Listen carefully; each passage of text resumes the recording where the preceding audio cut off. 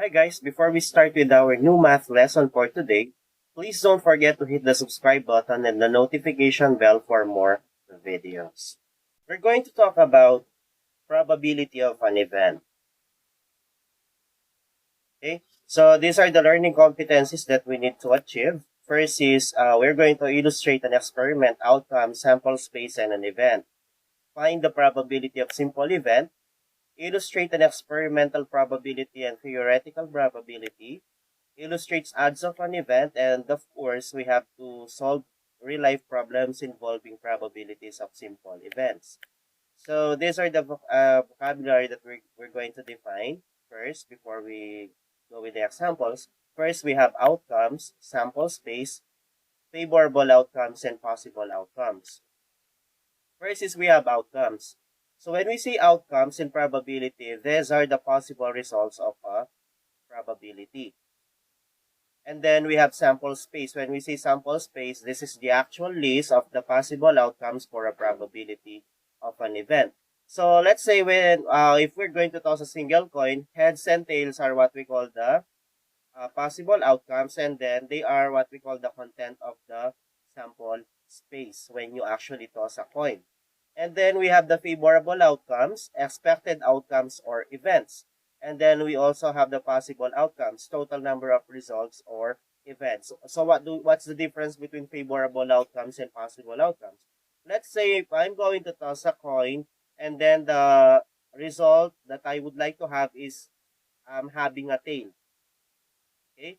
So if I toss a coin and having a tail is the outcome that I would like to have. So tail is what we call the favorable outcome. And then the sample space of tossing a single coin is what we call the possible outcome. So we have two possible outcomes. We have the head and the tail. And the favorable outcome that I would like to achieve is tail. So it means it's 1 over 2. Okay, so the favorable over the possible. And then after that, we have probability. So probability is the chance that some event will happen. It is the ratio of the number of the ways a certain event can occur to the number of possible outcomes. So it means we're going to divide favorable outcomes or number of favorable outcomes over the number of possible outcomes. So this is now the formula. Probability of an event is equal to number of favorable outcomes over the number of possible outcomes. Examples that use probability. We have dice, spinners, coins, deck of cards, evens and odds numbers, alphabet, etc. So these are just some of the examples, okay, that uses probability. All right, so let's have the description for each percentage. So if the computation or if the probability of an event is 0%, so we call it impossible. So it means it's impossible to happen. Let's say if you're going to roll dice or single dice, so if the possible result or outcome that you would like to achieve is 7, okay, so it's impossible because there's no 7 in the faces of the dice. So it's just from 1 to 6. Okay, so that's what we mean when we say impossible to happen. And then we have 25%, or in fraction, it's what we call 1/4 or 0.25 in decimal. It is less likely. For as long as it's below 50%, so we call the result as less likely to happen. Okay, so like for example, if you're going to actually roll a dice, and if you would like to get what do you call this, is if you would like to get 2 as the favorable outcome, it's now 1 over 6. So it means there is still a probability, but it is less likely to happen. And then we have 50% in decimal, or in fraction it's 1/2, and in decimal it's 0.50 or 0.5. So it means this is equally likely to happen. Let's say if you're going to toss a coin, so we have two results, head and tail. So if you would like to get ahead, the probability is 1/2 or 50%, or it is equally likely to happen. And then 75% for 3/4 or 0.75 per decimal. So it is most likely to happen. And then we have 100% or the certain. Okay? So it will really happen if it is already 100%. Okay? So please remember these descriptions when you are actually um, getting the conclusion. Okay, so when you solve for the probability of an event. And then we have two types of probability. So the first type of probability that we're going to talk about is the experimental probability. So in this probability, relative frequency approximation of probability is used. Experiment is done repeatedly and simple determination of the frequency of the occurrence of the event E, which is based on actual result, is as follows. So what do we mean by this? You're going to experiment by using by doing some trials. Let's say, for example, if you have a dice and you are going to test if how many times you will get 2. Okay, so let's say you set the trials to 10. Out of the 10 trials, okay, how many are the results? So that's what we call experimental probability. You're the one who's going to do the experimentation by doing some or performing some or several trials for the specific event. And then after that, of course, this is the formula. Probability of an event is equal to number of times event E occurred over the number of times experiment is repeated. So this method is also known as a posteriori method. Okay, so experimental probability is also what we call, the term used is as a posteriori method. So just remember that in experimental probability, you are the one who will be doing the actual experiment by performing several trials. Okay? To get the favorable outcome that you want. Example 1. So determine the probability of getting ahead when a coin is tossed by performing an actual experiment using 10 trials. So if the problem goes like this, so as you can see, we have 10 trials, and then the probability of getting head. So it means that you are the one who will do the experiment. So for letter A, let's say I'm the one who did the experiment, and this is the table or the result that I got. Okay, so I list down the trials. We have the first trial up to the 10th trial, and then we also have the results. Okay, for the first trial, I got tail. For the second tail, for the third tail, and then for the fourth, so I got head. So you're going to count that. And then for the sixth, I got also head. For the eighth, ninth, I also got head. So for letter B, number of times event H occurred. So it's 4. So for your conclusion, so the probability of getting head is equal to how many times? 4 over the number of trials, 10. And then if we're going to simplify this fraction, it is 4 over 10, or simply 2 fifths. And then after that, you have to, of course, okay, convert this to decimal so that you can get the fraction, the percent value of this. Okay, so it's 0.4. So just divide 2 divided by 5, and then you will be getting 0.4. And then you multiply this to 100 to get the percentage. So 0.4 times 100 is 40%. So the probability of getting head after 10 trials is 40%. So for experimental probability, you have to take note that you are the one who will be doing the experimentation, and then count the number of times event occurred, and then state your conclusion by computing for the probability of an event. So next. Example number 2. Determine the probability of getting a head and a 1 when a coin and a die are tossed by performing an actual experiment of 20 trials. So, in your examination, just take note that if it talks about trials, okay, so it falls under experimental probability. Okay, so what are the desired outcomes that we would like to get? We have head and 1. So let's say for letter A, I already tabulated the result, and I'm the one who did the experiment using 20 trials. So as you can see, I got HN1 for the second, HN1 for the fourth, and HN1 for the 10th trial. So it means that I only have 3 for the number of times event HN1 occurred. And then for the conclusion, so the probability of getting HN1 is equal to 3. Okay, so based on the results over the number of trials, 20. And then this is already the lowest term of 3 over 20. All you need to do is to divide 3 over 20 to get the decimal form. So we have 0.15. And then multiply this to 100 to get the percent. So the probability of getting head and tail, head and 1 based on my experiment is only 15%. So it is less likely. to happen. Okay, so based on my experiment. Next, so that is experimental probability. Now let's have theoretical probability. So in this probability, equally likely outcomes are required. So this classical approach to probability of an event in a sample space is based on ideal occurrences. So the probability of an event E with equally likely outcomes to occur as the other event is. Probability of an event is equal to number of ways E can occur and then over number of possible outcomes. So this method is what we call a priori method. Unlike experimental probability and theoretical probability, so the data that you need for the computation are present in the situation. So you can easily compute. You don't need to do some experimentation. So based on the data given in the problem, you can easily solve for the probability of an event based on your analysis. And of course, this is what we call the classical approach, okay, so to probability. And this is the usual probability that we actually encounter, unlike experimental probability.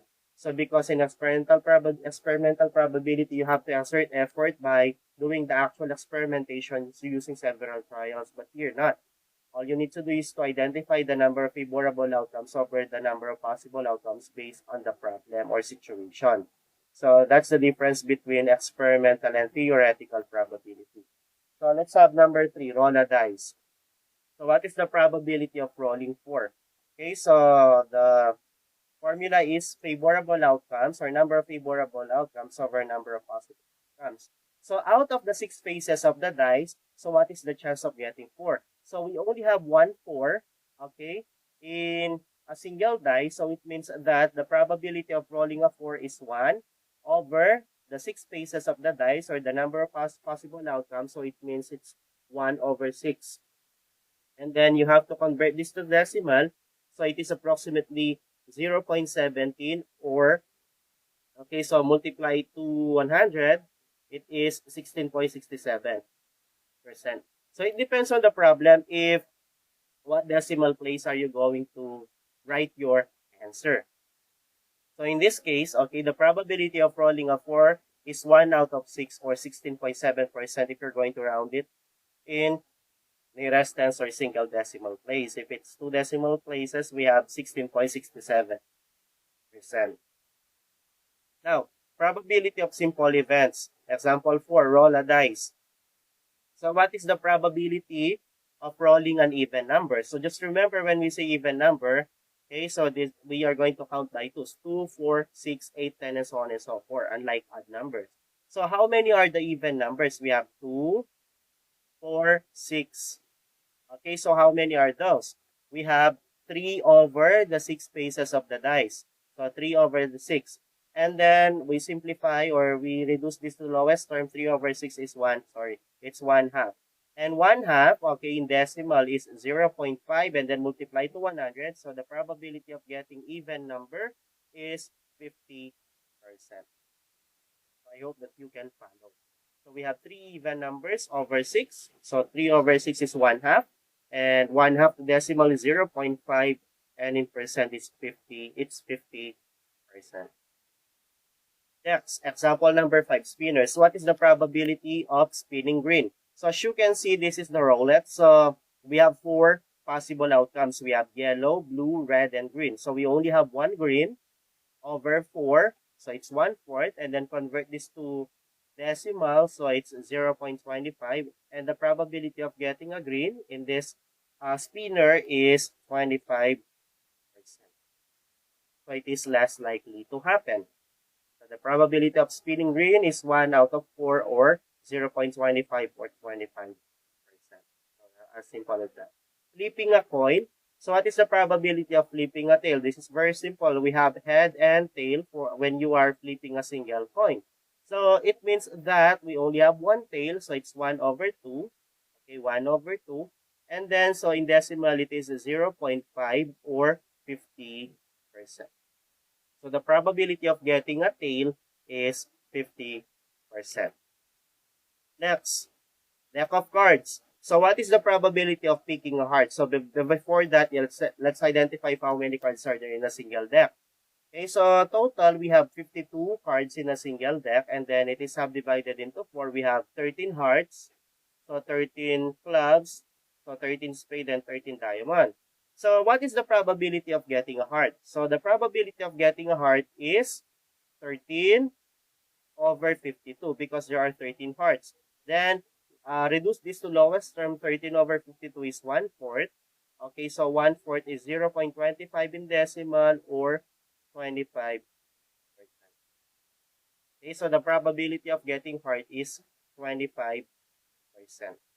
How about non-hearts? So it means if we have 13 hearts, the remaining are non-hearts. So if the remaining are non-hearts, so we can say that we have 39 over 52. So 39 non-heart cards over 52. And 39 over 52 is 3/4. Okay, so if we're going to convert this to decimal, it's 0.75 and in percent is 75%. So it means that the probability of getting a non-heart is most likely to happen. So because it's 75%. Okay, next, number 8. Best Buy is having an iPad giveaway. They put all the iPad shuffles in a bag. Customers may choose an iPad without looking at the color. Inside the bag are 4 orange, 5 blue, 6 green, and 5 pink iPods. If Maria chooses one iPad at random, what is the probability that she will choose an orange iPad? So in this case, we have 4 orange iPods, 5 blue iPods, and 6 green iPods, and 5 pink iPods. And in the question, what is the probability of choosing orange? Okay, so in this case, okay, so we can say, count the number of orange, we have 4. 4 out of, get the total number of iPads, 4 plus 5 is 9, plus 6 is 15, 15 plus 5 is 20. So it's 4 over 20. So if we're going to reduce this to lowest terms, either it's 2 over 10, okay, or we can say it is 1/5. And then 1/5, you have to convert this to decimal is 0.2, or in percent, it is 20%. So the chance or the probability of getting orange iPad at random is 20%. Okay, as simple as that. Next, calculate the probability of each independent event. A, probability of getting a black. So this is the spinners, and as you can see, we have 8 results, and then it is subdivided into 2. We have black and white. So how many are black? We have 1, 2, 3, 4. So we have 4 out of 8. And then lowest term of 4 over 8 is 1/2. So the probability of getting a black is 0.25 or 0.50 or 50%. So as you can see in the illustration. Next, probability of getting 1. So probability of getting 1, we only have 1 in the spinner. So it's 1 over 8. Okay, and in decimal, okay, so it is 0.125, or in fraction, or in percent, it is 12.5%. So the probability of getting 1 is 12.5%. Then probability of getting 12, do we have 12 in the spinner? No. So it's 0 over 8. So, or 0% probability of getting 12. And then for letter D, prime less than 5. What are the prime numbers? So these are the numbers wherein their factors are themselves and 1. So it means they have only 2 factors, themselves and 1. So we have 2, 3, 5, 7. Okay, 7, 8, 9, 10, 11, and so on. Okay, so these are just example of the prime numbers. So how many prime numbers less than 5? Okay, we only have 2. So it's 2 over 8. And in lowest term, it is 1/4. Okay, so 0.25 or 25% of getting prime less than 5. Next, probability of getting less than 9. So less than 9, all the numbers are less than 9. So it means that the probability is 8 over 8 or simply 100%. Okay, 8 over 8 is equal to 1. 1 times 100 is 100%. Is the probability of getting less than 9. I hope you can follow. Right, so next, example number 10. A computer company manufactures 2,500 computers each day.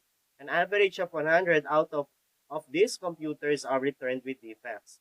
What is the probability that the computer you purchase is not defective? So in this problem, as you can see, we have 2,500 produced every day. Then out of those 2,500, we have 100 defective. So the question is, what is the chance that you're not going to get defective computer?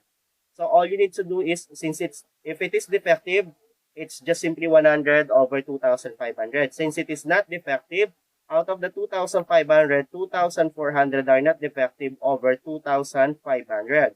So the lowest term of this is 24 over 25. So 24 over 25 divide in decimal is 0.96 or simply 96% is the chance or probability that you will not get a defective computer. Okay? So you have to understand the question so that you will be able to get the actual solution that you need to make to solve for the actual probability of an event. Now let's have the last one, odds of an event. So actually we are just using the same formula, but based on the interpretation, it depends on the type of probability of an event, is it? So odds of an event.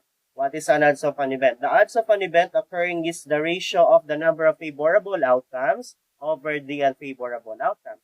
So let's say we have 5 yellow marbles and then we have 6 green marbles. If that's the case, if we would like to get the odds of 5, so in the question you will encounter what is the odds of getting 5 yellow. So the odds of getting 5 yellow is 5 over, do not total them, 5 plus 6, no, that's wrong. When we say odds of an event, then favorable outcome to yellow is the green. So it means we have 6. So it's 5 over 6. That's it. It's not 5 over 11, rather it's 5 over 6. Favorable over the unfavorable outcomes. So this is the formula that we're going to use. Number of favorable outcomes over the number of unfavorable outcomes. So that's if the question talks about what is the odds of getting an event. So first question is, what is the probability of obtaining exactly 2 tails if 2 coins are tossed? So in this question, we don't have the odds. So we are just being asked to compute for the probability. So this falls under theoretical probability. First is, let's list down the sample space. So for the sample space, we have, okay. So for the sample space, we have tail and head. We have head and tail. We also have tail and head. And lastly, we have tail and tail. So this is now our sample space. So if that's the case, how many are 2 tails? So we only have 1. So it means the probability of getting 2 tails, T and T, is equal to 1 over 4 based on the result. After you toss 2 coins, we have 4 results. So 1/4, 0.25 or 25% are getting is the chance or probability that you will get 2 tails, okay? How about if the question goes like this? What are the odds of obtaining exactly 2 tails? So we have the odds in the question. So if that's the case, we're going to use the formula favorable over unfavorable. Okay? So the odds of getting 2 tail is equal to 1, okay, 1 over the unfavorable 3. It's that 1 over 4. Okay, so the unfavorable are head and tail, tail and head. So therefore, that's your denominator. Okay, 1 over 3. Okay, so this is 0.33. This is repeating, or 33.33%. So the chance is 33 point. Just remember, if the question talks about odds, it's favorable over unfavorable. It's different when we say probability. In the denominator, we are getting the total of the number of possible outcomes. But here, we are just getting the number of the opponents or unfavorable to the favorable outcome that you would like to get, or the odds that you would like to get. So a bag contains 6 green marbles and 4 yellow marbles. If the marbles M have the same sizes and shapes, find the following. So probability of getting a green marble. So how many? We have 6. So probability of getting green marble is 6 over total. 6 plus 4 is 10. Okay, then simplify this. This is 3 over 5. Okay, so the probability of getting green is 0.6 or 60%. Okay, next, probability of getting yellow. So the probability of getting yellow is equal to how many are yellow? 4 over the total 10 equals, okay, so simplify 2 over 5. This is 0.4 or 40%. And the letter C, odds of getting. So the question is odds, yellow marble. So the odds of getting yellow marble is equal to, where's yellow? 4 over the opponent. We have 6 green marbles. So it's 4 over 6. So if we're going to simplify this, this is 2/3.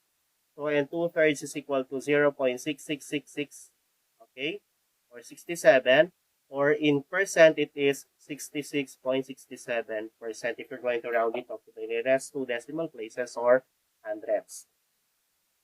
Okay, so that's it. Hopefully that you are able to differentiate experimental formula for theoretical, and formula for odds of an event. Right?